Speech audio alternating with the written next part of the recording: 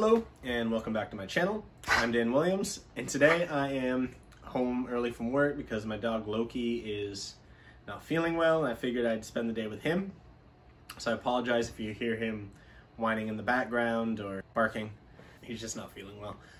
So I figured since I'm home I might as well do a quick little video on tropes, specifically fantasy tropes.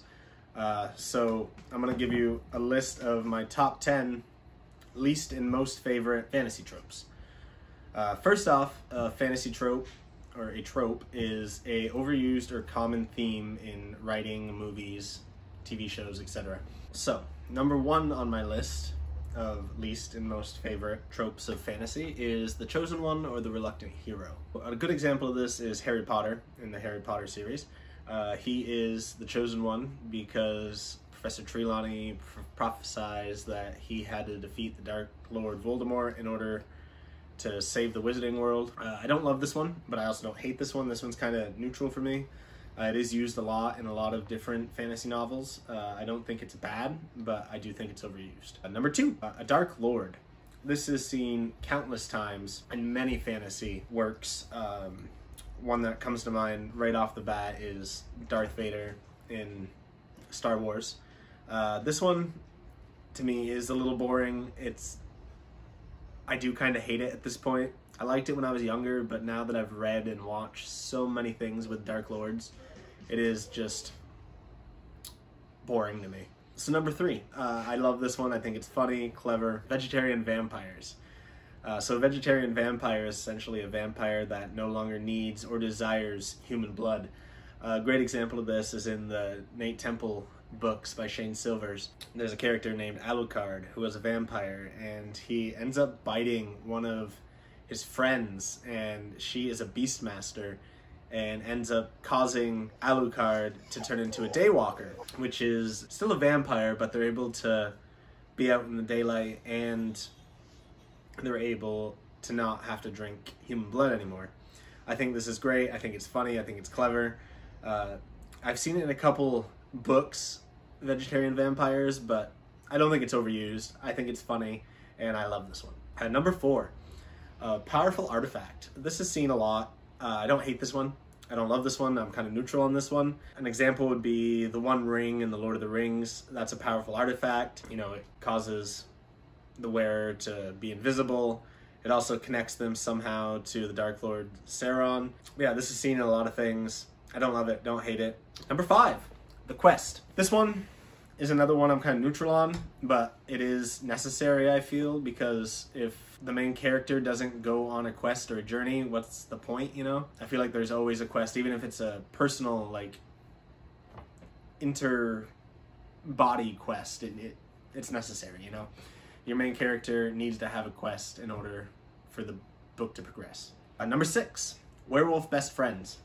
This one is overused a lot, and I don't want to say I hate it, but I dislike it. It is done cleverly. There's a few, but I mean, Shane Silver uses it in his Nate Temple books with Gunnar as Nate's best friend.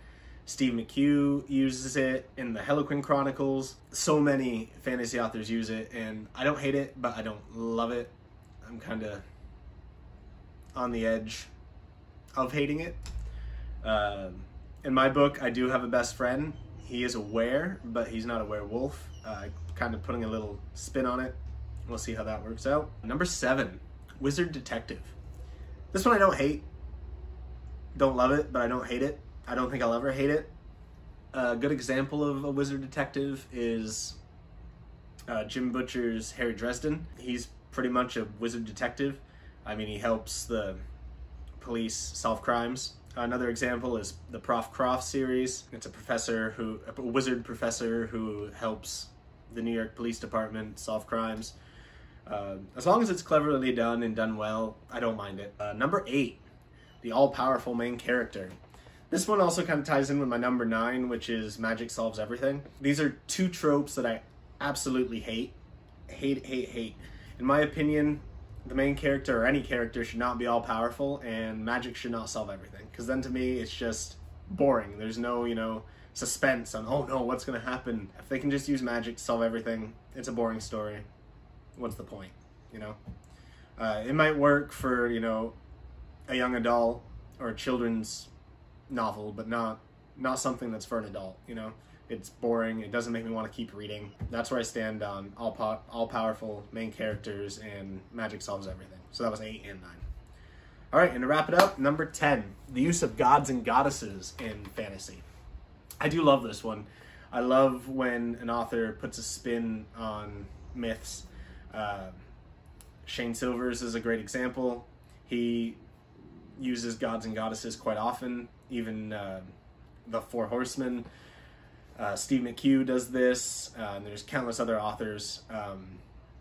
I'm still trying to find a way to do it in a new way that hasn't been done yet in my own novels.